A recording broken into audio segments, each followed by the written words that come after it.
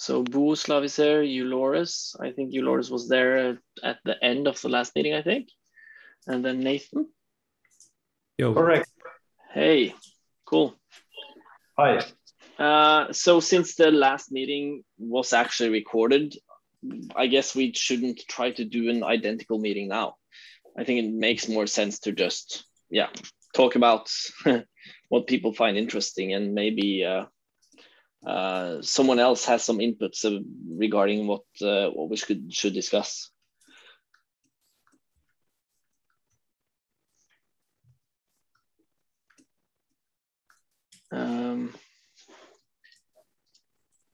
Do you know if anyone else is trying to get in from the chat or? No, but the YouTube stuff was actually working. So yeah.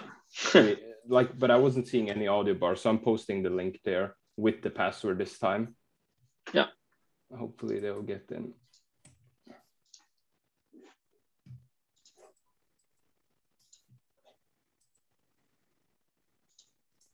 So did anybody have any topics? Anyone? We can go through the list that we had the last meeting as well, I guess. I thought it would be interesting to at least talk some more about state management.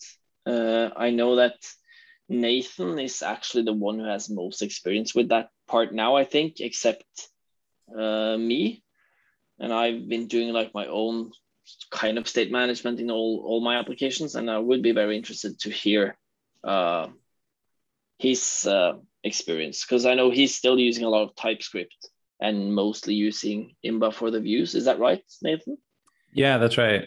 I try to make most of the application logic in TypeScript, and then keep Imba focused on just the views. One thing I've been doing is making these controllers and attaching them to the views. But I don't know, it's still a bit separate from the state management. In my latest project, I've been using that technique of attaching a class to the, or a state to all the elements, which has been working pretty well. Yeah, it's kind of a hack, but it's a decent hack, I think.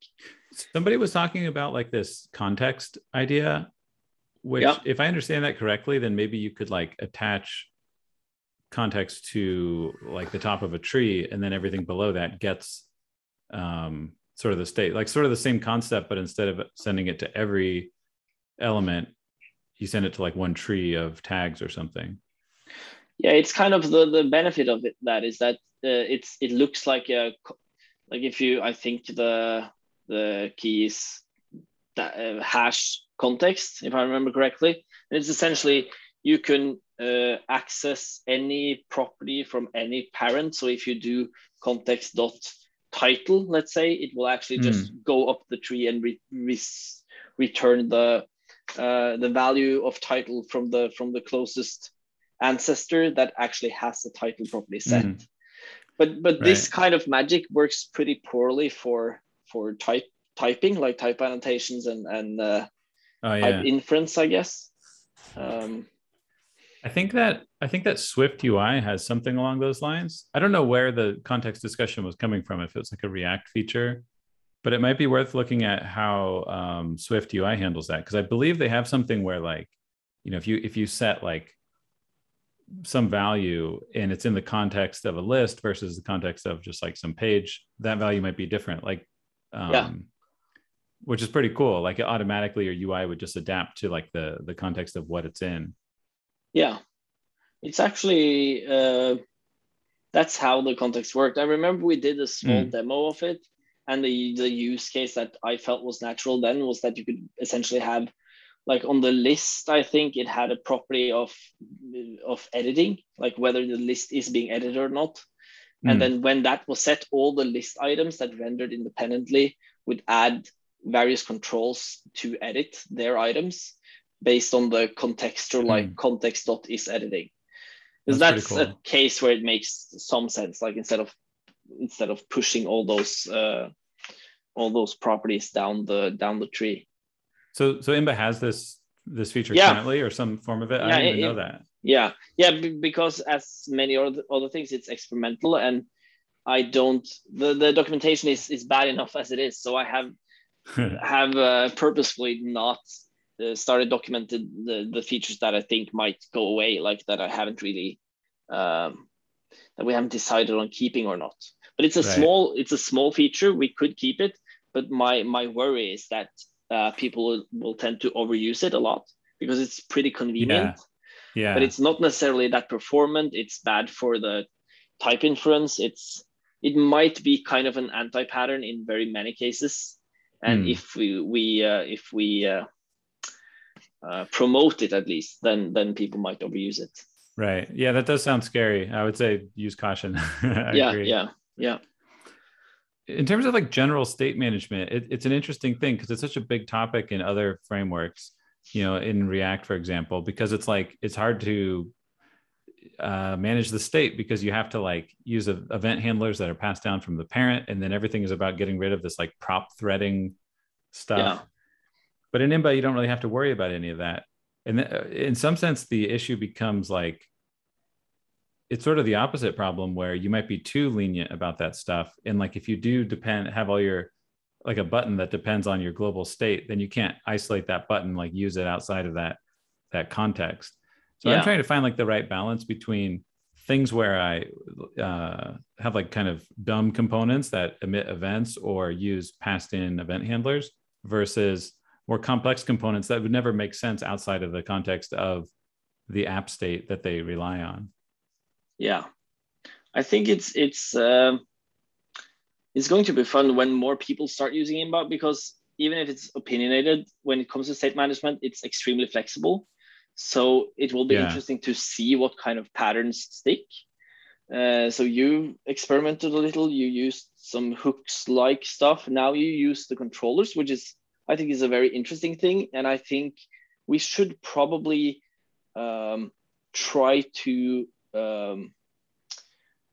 formalize that a little, because the controller, so it's not, it's the view that kind of creates the controller, right? So it's more of a view or a presenter, whatever you want to call it, that actually creates some classes, some instances of classes to keep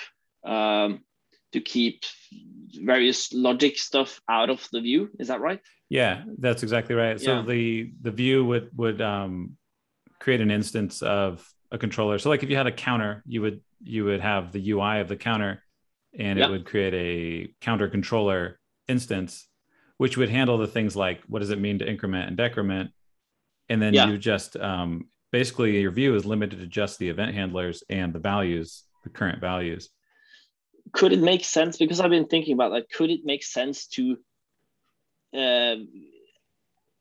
add some sort of pattern where you create these controllers just as you would create tags inside of your view? Like actually almost like the providers in React. I don't know a lot about it, but you essentially, when I look at various React code, it looks like the JSX tag trees are essentially misused to add all sorts of logic and controllers and components that are not really used. They are just helpers to help add methods and stuff like that. Maybe that would make sense, because then you could also, it would be nice if the controllers themselves have hooks for when their owner, like their view is mounted and unmounted and rendered. So just to stop you there, Sindre, like do you mean like controllers like in the same way as in MVC, like, or do you have some code we could look at? It's more like Nathan talks about, like not so much a controller in any formal sense as kind of just a convenient word to describe that. But imagine you created an Imba tag that has the UI and then a bunch of logic, different event handler methods and stuff. You take all of that logic, like the event handlers, put those all in a separate class. So you've essentially separated out the view from any logic around it. Do you have some example code you could show? I don't know if I could easily pull it up. I think we can post the videos. I think you showed. Oh yeah, I did make some a few private YouTube videos earlier. That's right. Yeah, I'll get some materials together about that, because actually, I've done a good amount of work on it, and you were mentioning like being able to hook into the lifecycle events and stuff. And the way I've set this up, I actually do hook into those. So my controller can call render, and it can respond to other lifecycle events, so that I don't even need to put those into the view. Do you also want to be able for the controller to listen to events on the view that they are created, or is that too much? Like, will that make things too entangled again?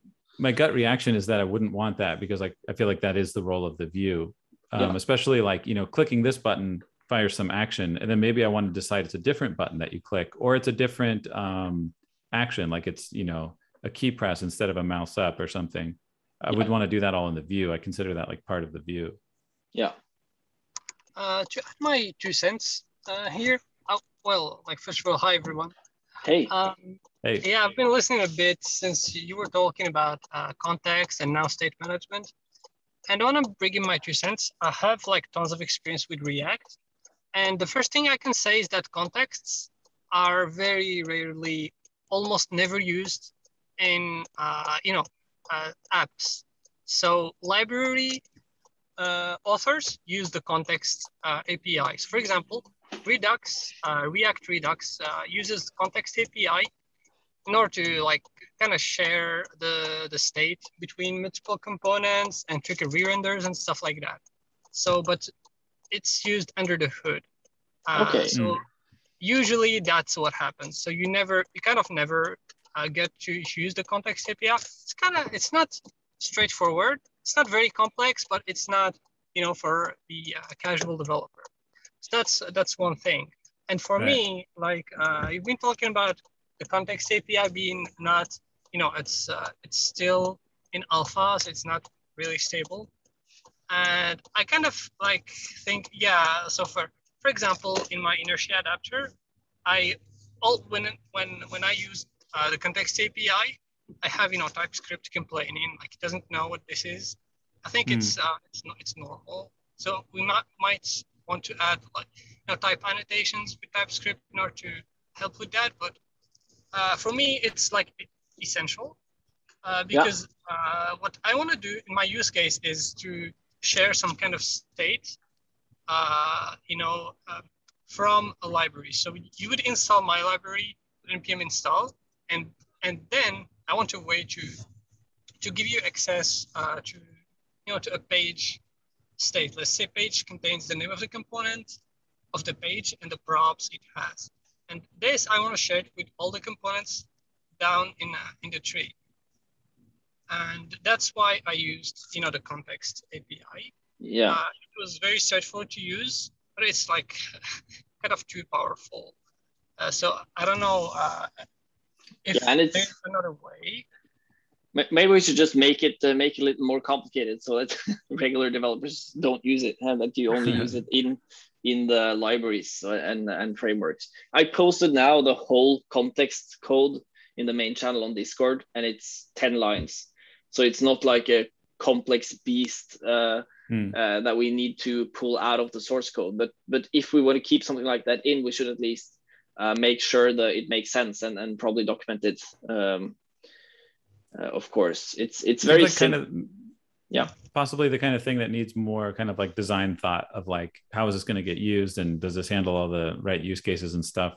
Because we'd hate to throw something in like, oh, this might be useful to somebody, but then you have to support it forever, Yeah, that's the thing with Imba now. Like almost everything that is part of the language has actually been needed in one or more of my use cases over the years. Right. And I think, I've also ripped out a bunch of stuff that I thought was smart to add in, and then ended up not using at all. But I think also talking about the inertia adapter, I definitely see the need, something like context, but also to formalize and clean up the API used under the hood for actually adding children to the tree, removing children, swapping children, one node with another node and stuff, so that it's possible for libraries and people to actually hook into and override these things. Like if we want to support transitions, which I'm sure we want to do relatively soon, then it's important to have a decent API for those things. And also a cool side effect of that is that if we document these methods, then you could easily write your own kind of view layer that doesn't use the DOM at all. It just makes sure to implement add child and switch child and all these methods that are almost the same as the native DOM methods. But yeah, I haven't had time to do that either, but it's on the list to clean up that API. That's super cool, actually. So I could see a use case because I needed that in order to implement a portal. Yeah. I kind of skimmed through the documentation looking for a way to create a tag, actually, because in portals, what you do, like you're down in the tree and you want to put like children elements, like, top, back in the top of the tree. You want to do it from multiple places. And in order to do that, I couldn't really figure out a way, except like having like some create node API or something like that. It would be very, very useful. And when you start messing around with that, you very easily end up circumventing the whole memwise DOM thing so that you don't get any of the performance benefits. Like you could easily end up with recreating elements on every render or things like that. But I have talking about portals, if I understand correctly, like is it portals in the React sense? What is the let me explain it a bit. So in Vue, they call it teleport. And in Vue, like the Vue API is very close to Imba. So I'd say like it has slots and stuff like that. So if you go to the documentation of Vue.js, you go to teleport, you kind of see how it might be used.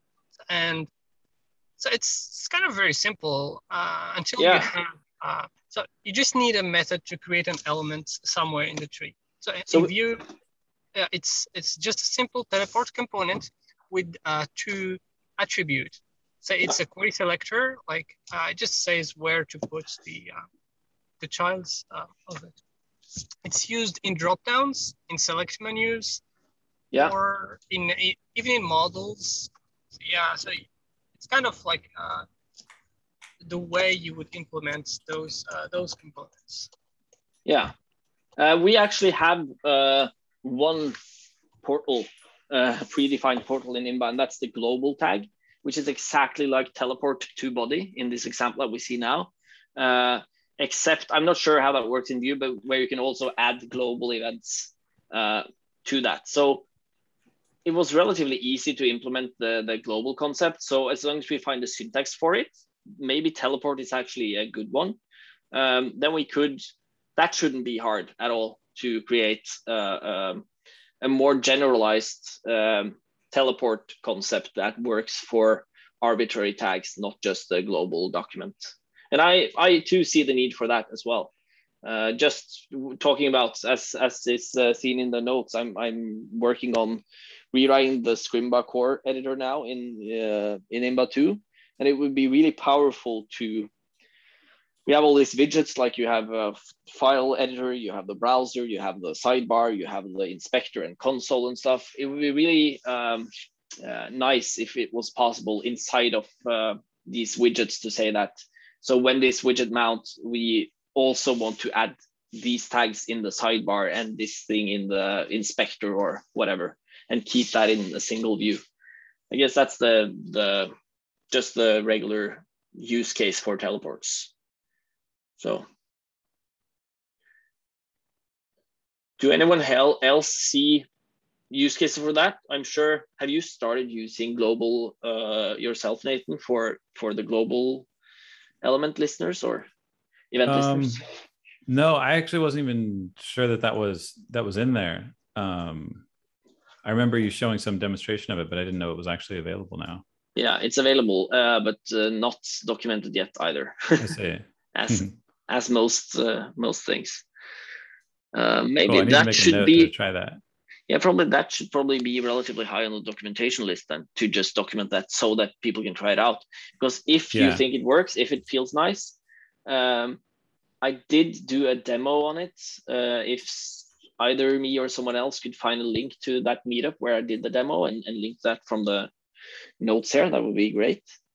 And if the interface feels nice, then maybe we could expand that to work for other arbitrary elements as well. Do you expect the teleport to be able to change the reference to what it wants to teleport to? Or is it usually just a specific element or a selector that should resolve the first time you try to add something to the teleport? Abdullah. Yeah. Yeah, for like, I don't know, I didn't do proper research about this, but usually it would be like a non-moving target. Yeah, because in that case, it's very easy. So yeah, probably let's start with that. And if we need to add it dynamically, like, we can think about it then. Yeah. So I wrote it down as a topic to follow up on and discuss further.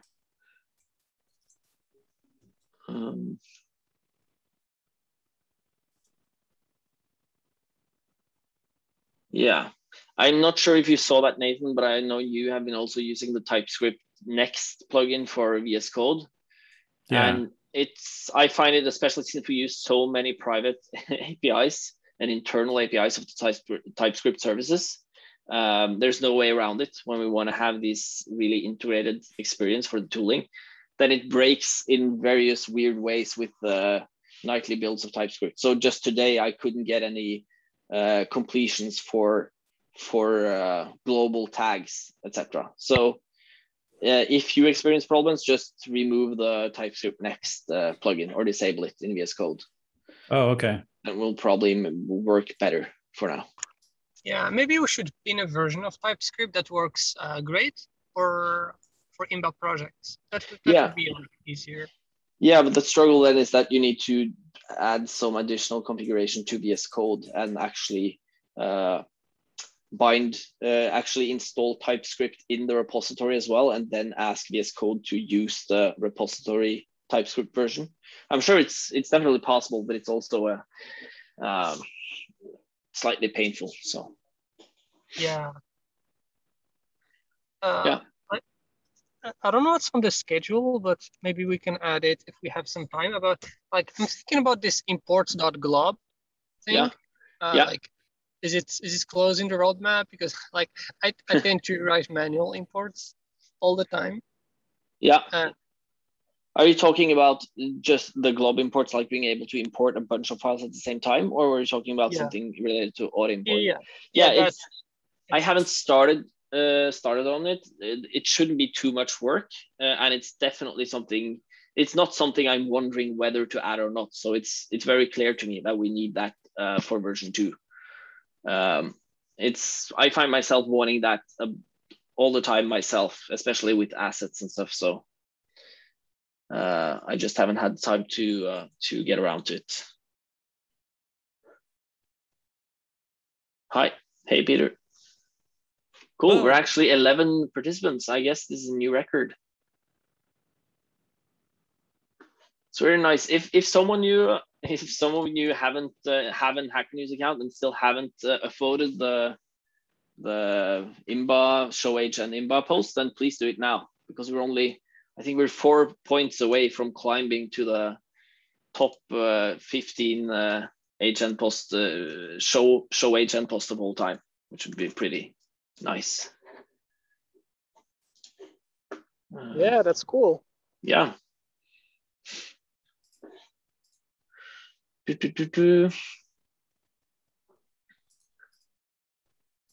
Anything else? Like, how much time do we have, Alexander?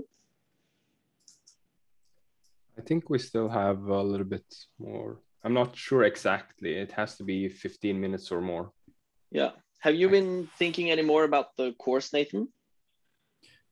Only a little bit since we talked, but I started hacking together a little example. I figured that would be the starting point, is like the example app that we would walk through. And I think the app that I mentioned to you, I think I changed my mind. And I don't know if I mentioned it, but there's this video of this guy who makes what he calls a dopamine box. And it's like little switches with lights that he turns off each day, and each switch represents something he wants to do during the day. And so if there's any red lights at the end of the day, he feels the urge to do the task and turn it green. So it's a real simple concept, right? You just flip a few switches, you can label them. Did I actually mention that? I can't remember if I did. No. Oh, okay. Yeah, I thought that would be a great little app idea. Sounds cool. Basically set, 5 or 6 tasks you want to do each day, then you check them off. Yeah, that sounds very cool. So I'm myself working on Pink CRM. I've implemented the login and one of the list details page, and with a bunch of components, like pagination, having a little drop down that hack, and it seems like a real use case, like admin UI stuff, serious stuff. That's I'm pulling it together so you can see the actual stuff. Like if you go to just write Pink CRM inertia, you're gonna find the example app, and it's kind of super cool. Maybe we can finish it and have 2 apps.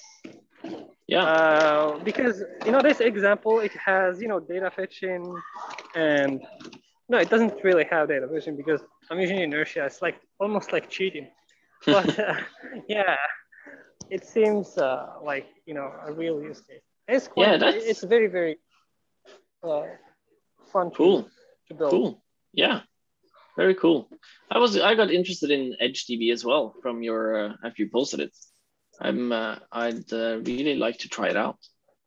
Yeah, same here. Yeah, it's magical actually. So you just write a schema. You can even have a GraphQL API for free. That's your thing. Do you ever does it ever make sense to actually connect to the backing Postgres table or database and do manual queries and look at the data there, or never? Yeah. So not really. So my little kid is crying. Yeah. So yeah. Give me a second. This is dedication for you. Yeah.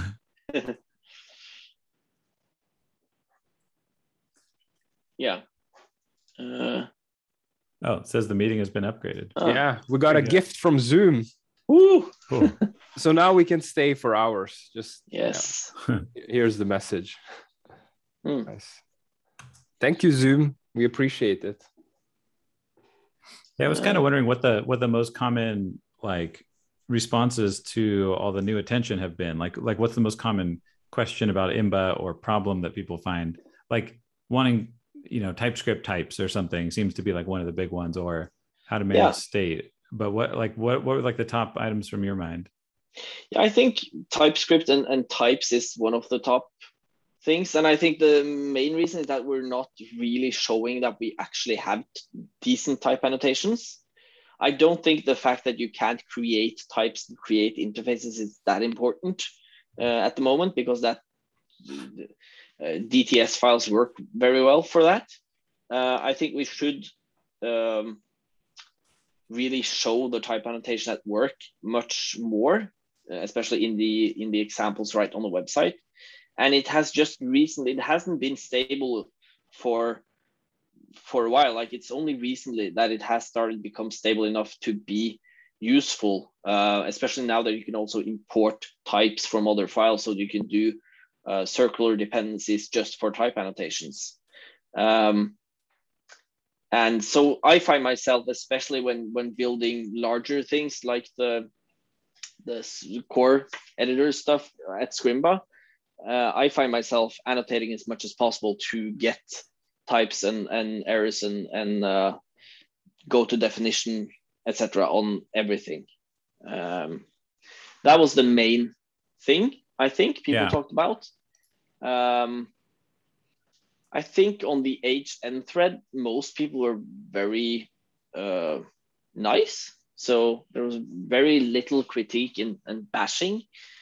I would have thought it would be much more, just from the indentation-based stuff, the use of tabs instead of spaces, all that sort of basic stuff. I think our main obviously the main roadblocks now is documentation and better onboarding, something like a course and more stuff about state management, like examples and snippets and maybe even libraries that people hack on.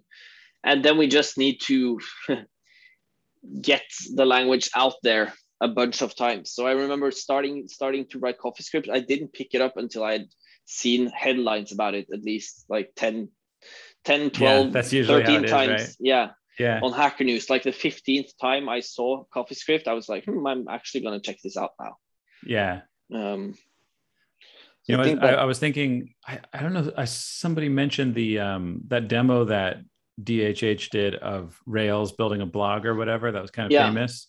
Yeah. And I was like, we need our version of that at some point, Yeah. Like when you just show how you can build something and it puts everything else to shame because you can do it so much faster, that's hard to argue with, Yeah, that's true. So we should definitely, I saw someone said that the We Deserve Less video about building encounters gave that same feeling. That was pretty cool. Okay, maybe that's what I was thinking of. Yeah. Yeah. And then I started thinking I should actually recreate his video or something. Yeah. Like build the same project or something like that. Yeah. Although it's back end versus front end, so it's a little different, but yeah, but you can do the front end as well, though. Yeah. But does it touch on that? Does it? No, everything is auto generated from the scaffolding. In the Rails one. I guess he built some of the views, but but it's largely about like setting up the database and like the just all the requests to the server and stuff. But yeah, I mean, you could build a client-side version of that too. Yeah, definitely. I'll think about it. Maybe there's a different project, or maybe you could build the same project just for the front end. Yeah, it would be funny to do almost like a parody, but it's like even faster. Yeah, that's. Hey guys. Hey. Sorry to interrupt. Chocolate works. So if you've got some chocolate. Perfect. Yeah. So just for your later question about HDB. So no, it doesn't make sense to use an existing Postgres database. So you've got to create a project from scratch. So you create your schema and you never touch the Postgres tables. Although you can, but it doesn't really make sense. Yeah, that was kind of my question. I would be interested in seeing the actual tables, like how much stuff are they doing to make the magic? Do you know if they're defining the methods on the database, like PL, PG, SQL functions, etc.? No, not really. So it's written in Python and Rust. Yeah. And it's kind of executing queries very, very efficiently. So they don't use PLSQL, they use plain SQL. And they kind of, so even if you have one query, they can make 2, 3, 4 queries efficiently and group that into your query. So that's kind of how they do it.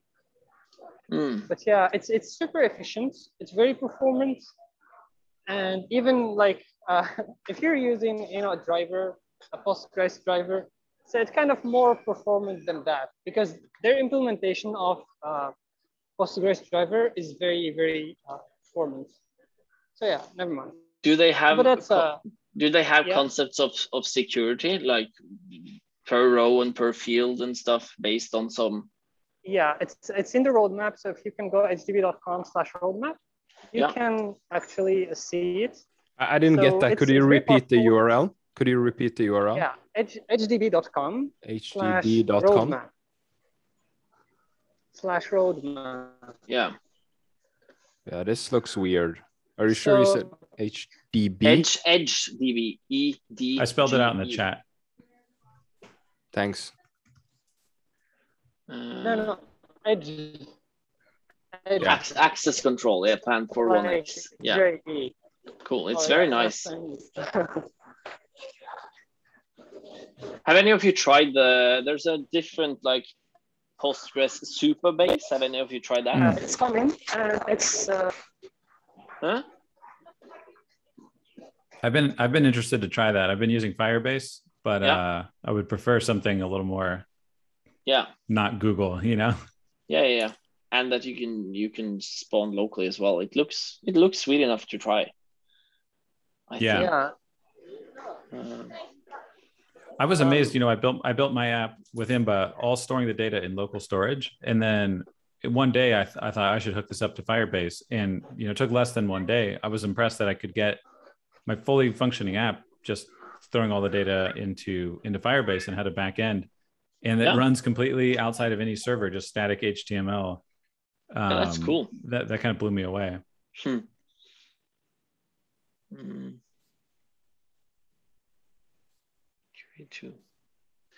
Yeah, there are a lot of interesting database engines to try out. So when we talk about state management, for me, I've used React enough to know that I rather want to use Imba, but I haven't used it a lot.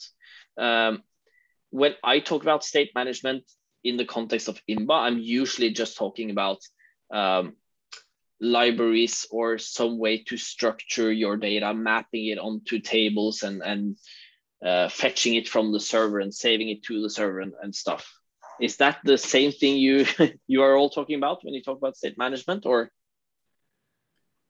I feel like it really gets confused because of the world of React and these other things. And I still see people kind of bringing in those React state library solutions that are not even necessary. Yeah. I think your audio is kind of borked, Abdullah. Yeah, you sound like a robot. Yeah, sorry.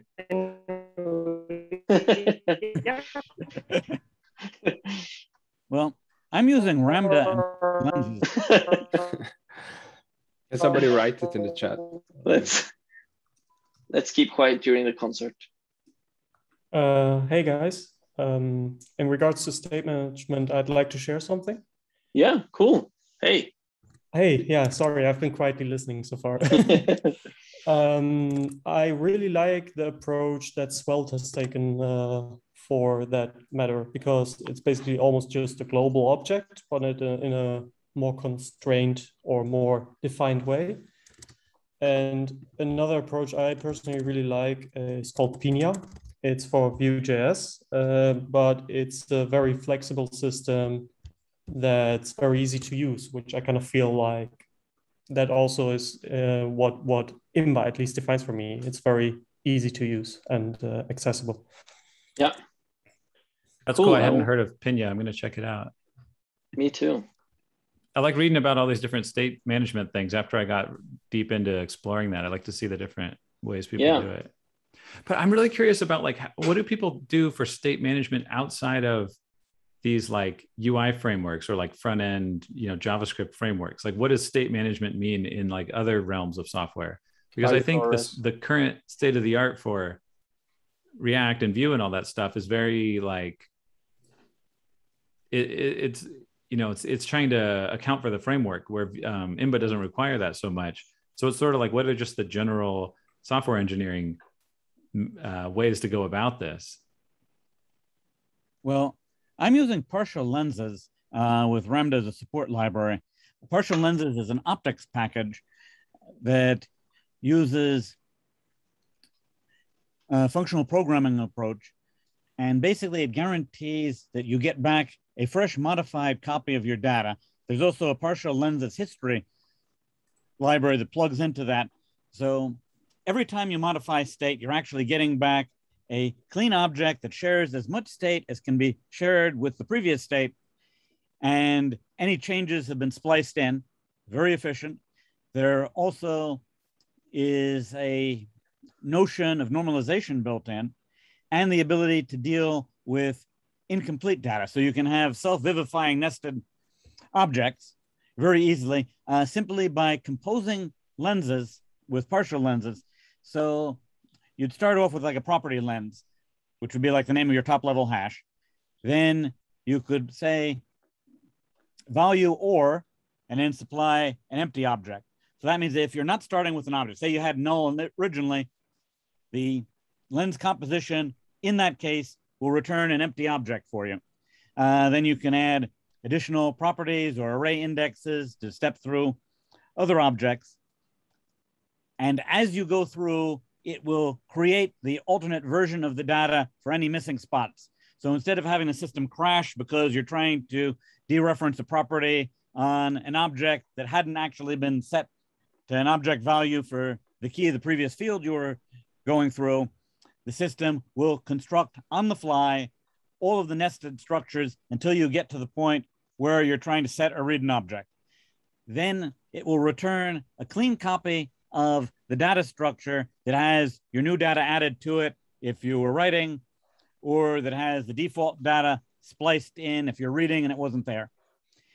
And you can then simply replace your global state with this updated state object, and you can stash the previous one onto a history stack so that you get undo and redo basically free of charge for you. And the normalization feature also allows you to apply things like case state changes to a field. Then there are also traversals, and the traversals let you go through and you can search, extract everything that RAM defines matching on some subkey. It's very efficient and highly compositional. So it sounds interesting. It seems to dovetail very nicely with Imba. There's a great partial lenses tutorial, well worth poking through. It looks very interesting, actually. It looks like looks very interesting. But I'm wondering, everything like this and the other library, the Pinya library, and even MobX State Tree, things like that. How do people actually persist it efficiently and load things efficiently from the server? Because in many of these cases, I can only see, it makes sense if you have a key value store or a document database and you just pull in a whole tree from the database. But if you want to have a bunch of different models that you want to independently be able to update and fetch and save, persist locally before you save them to the server, I don't see any of these frameworks actually dealing with that, but I might be. Yeah, there's a nice quick and dirty package called JSONing that will basically save your state off into a JSON file and also allows you to append values to an array or test whether a key is present in the JSON database, and it'll do it as an atomic write. So if there's more than one process trying to hit the data file at a time, they won't clobber each other. Okay, but this is mostly for apps where you have kind of independent truths per user of the app, I guess. Not where you have a bunch of different data that people interact with. And yeah, so for that, I think state management libraries, like what they reference in React world, or they don't include talking to the server. They're just talking state management just in the UI. So the server stuff, it's not part of their concerns. I think for me, that's the main concern, like to actually create an app efficiently. I think the reason that most of the state management libraries don't do that is because it's insanely difficult to integrate, since you have to make assumptions about what backend somebody's using, or at least what the agreed contracts with the backend are, what transport layer are you using, stuff like that. Yeah. I think that also boils down to the main issue with what you asked before with state management. What are you using state management for, and what is it comparable to other software solutions? Because some developers in the front end use state management for temporary caching. Other developers use it for actual persistence, combining it with an IndexedDB or local storage. So I think there are two facets to this problem. One facet is, what are you actually using it for in your specific application that defines the solution you need? And the second issue is, what backend are you using, and how do you want to communicate with it? And many open source projects have tried to define standards for this, but usually those standards come with a lot of constraints that eventually made those projects fail or lead a niche existence. They never got popular. Yeah, I think the closest isn't Meteor kind of in that. Wasn't Meteor kind of trying to be that that sort of bridge? I think the closest one is Relay. Although it talks to GraphQL API, but I think it's Apollo GraphQL or Relay are client libraries that handle all of that, state management completely. So I think they're closer of what you're thinking about, having something that handles all the states, coming from the server or just local. Apollo GraphQL and Relay are definitely ones to look at, to know what's in there. But in my opinion, I think we can do better because the Imba concept is, very powerful, very simple, and we might be able to do something that's, a breakthrough in that sense. Are you guys familiar with Blitz.js? Familiar with Blitz.js, I'll share the link. It's a full stack framework. It's basically a backend framework and front-end React framework with isomorphic code. So it also uses GraphQL, and it basically allows you to build your data querying for the backend and your front-end components in one file almost. Yeah. And it also does the caching. So the state management in this regard would be the GraphQL caching. Have you tried it? Do you have any experience with it? I've tried it, but I found it to be a little bit too much voodoo, like bad magic. I'm personally, I'm not a big fan of GraphQL, so that made it a bit hard for me to get a grip of it. Same here. I actually think, what I'm essentially talking about. So most of these state management libraries also have the whole component of being able to react to certain changes and do the immutable data and all that stuff to hook into React and Vue and the others. I'm not really that interested in that part. Sure, if you have computationally expensive computed properties, then you do need some sort of reactive tracking to not execute those on every render. But other than that, you shouldn't have to worry at all about not rendering your whole application in Imba. But what I really want is coming from the Rails world ages ago. It's more like a really, really smooth active record type of library that works both on the client and on the server and actually takes care of efficiently persisting things in Postgres or whatever and helps with access control and all these complex parts. But as Calvin said, I guess the requirements vary so much from project to project, and to get really high performance, you do need to make assumptions about the way to fetch and save data, I guess. I think we need a different term for it, because state management these days, I think, has a very specific meaning in terms of like React developers' minds and Vue. Yeah. And maybe it's more like about like the persistence layer or something. Yeah, it's more like data management, or just data.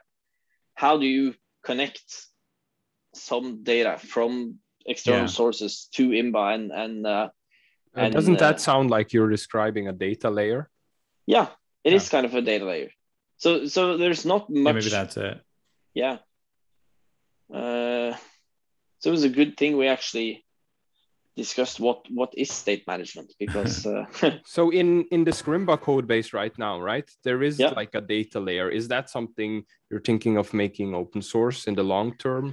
That could definitely in the long term, not that exact version of it, but I have again and again, whenever I start creating a new application or project like Scrimba, GitSpeak and a few others, I have ended up making something that it almost always resembles the other implementations quite a lot. And it's starting to I'm starting to see the abstraction that I could pull out into a library. I actually have started it a few months ago. I think I have a repository. I'm not sure if I've even pushed it, but I could do that.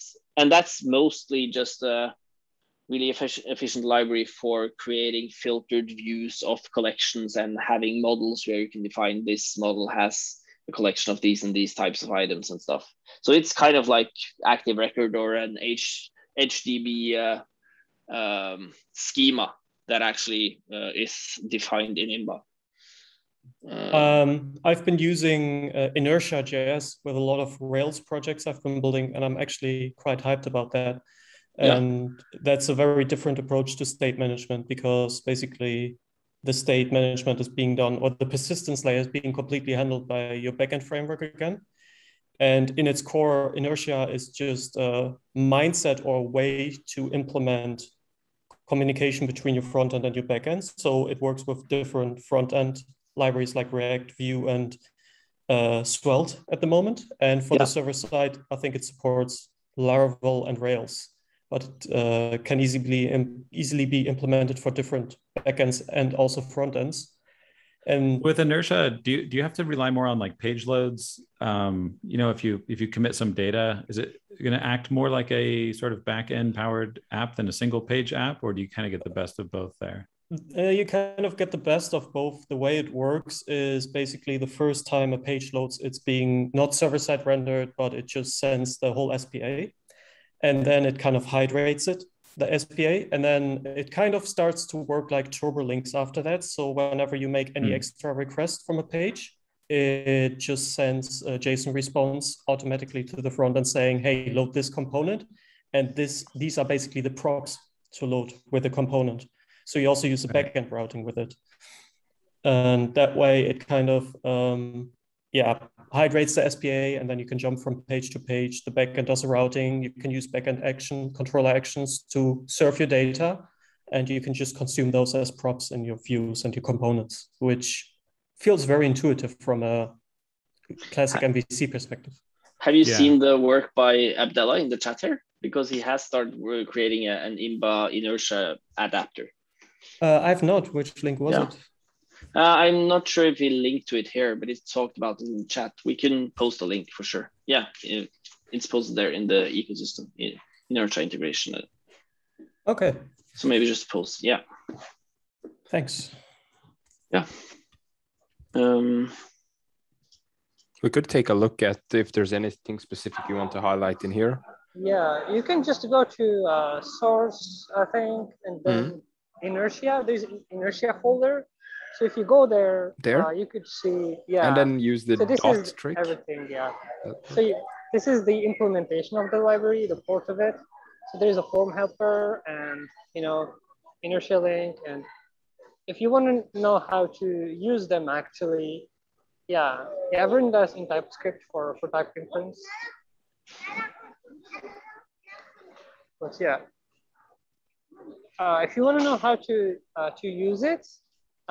So tonight, maybe later tonight or tomorrow, I'm gonna share a real world app, just a couple of screens.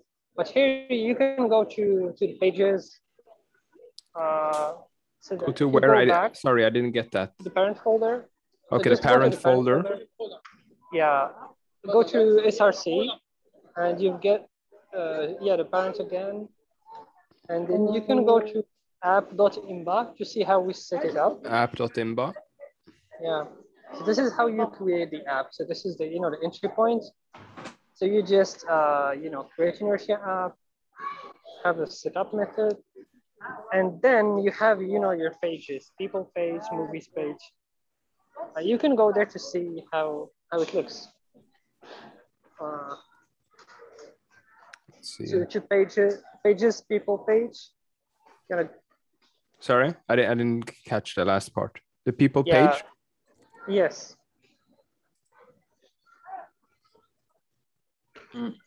There. Yeah. So here you can see, you can see it in action.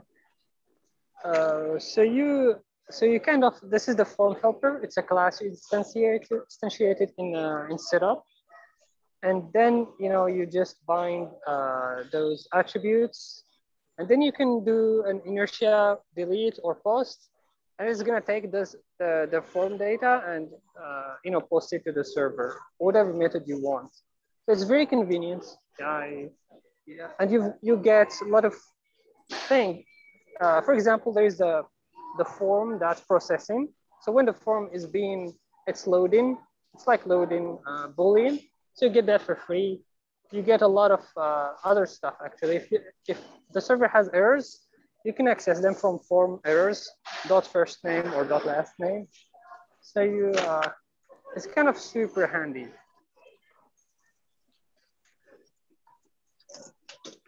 Cool. Actually cool that you already started implementing this for inertia. Thanks. I'll definitely try to use this.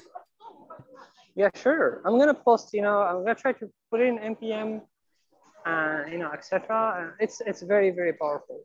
I think it's the way to go in the future. So because it eliminates the need for state management. Actually, you don't really need it. I think the server does state management in the database, why replicate this stuff? That's the inertia way. So you just don't need state management at all.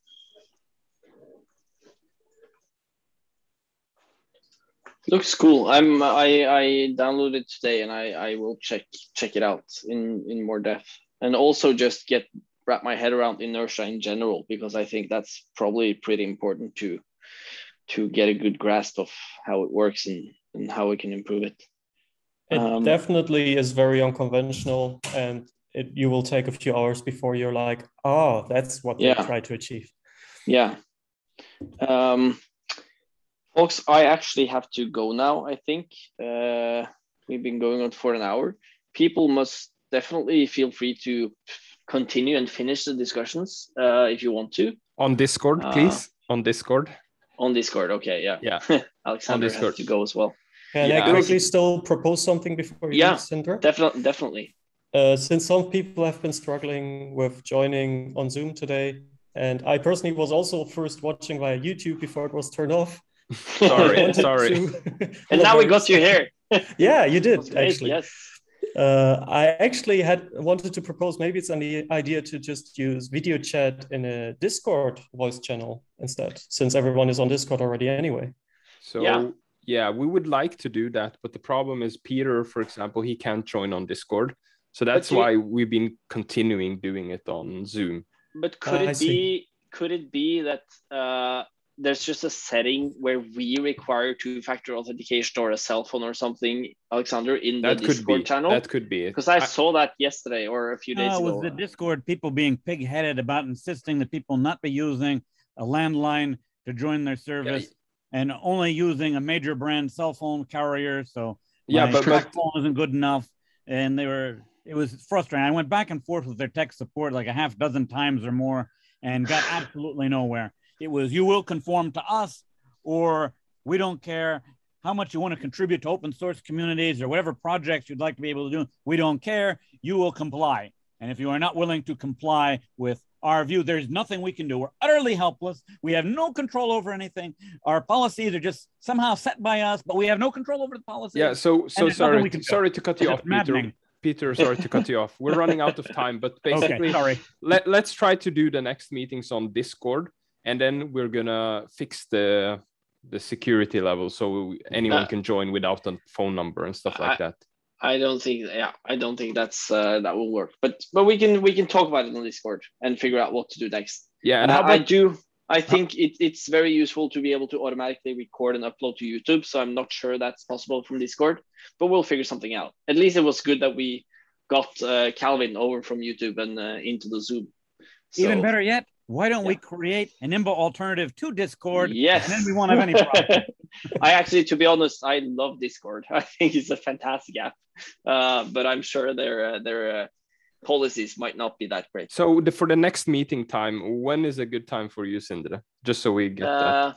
I think it seems from the amount of people showing up, I think the 8 p.m. Oslo time that is now is much better than the early in the day. And my oldest son is finally starting to go to bed around 7 every day. So I can usually do it in the afternoons, like after around 8. So we can schedule it for this time. We have board meetings every month on Tuesdays around 9 or something. So maybe 8 can still work. Yeah, so 8 on Tuesdays is fine. Cool. Let's try that next week. Thanks for taking the time. Have a great week. Bye. Thank you, everyone. Fantastic. See ya.